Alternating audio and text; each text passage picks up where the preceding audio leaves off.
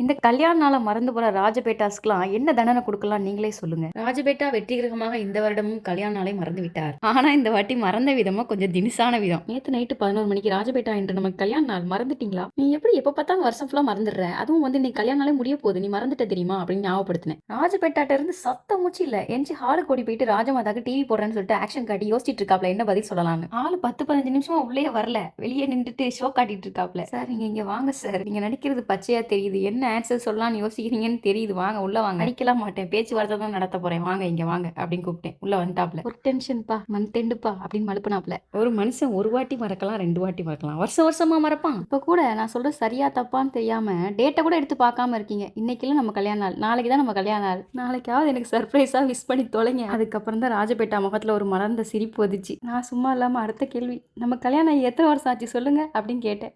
வந்து இப்ப நான் என்ன உங்கள்ட்ட சொல்றது? அவரோ ஐயோ ஐயோ எம்மா எம்மா என்ன தயவு செஞ்சு விட்டுருமான்னு ஓடியே போயிட்டாரு. ஏன்னா அவருக்கு தான் தெரியாதே எத்தனை வருஷம் ஆச்சுன்னு கேட்டோம்னா 4 வருஷம் சொல்லி அடி வாங்குவாரு. அதனால ஓடிட்டாரு.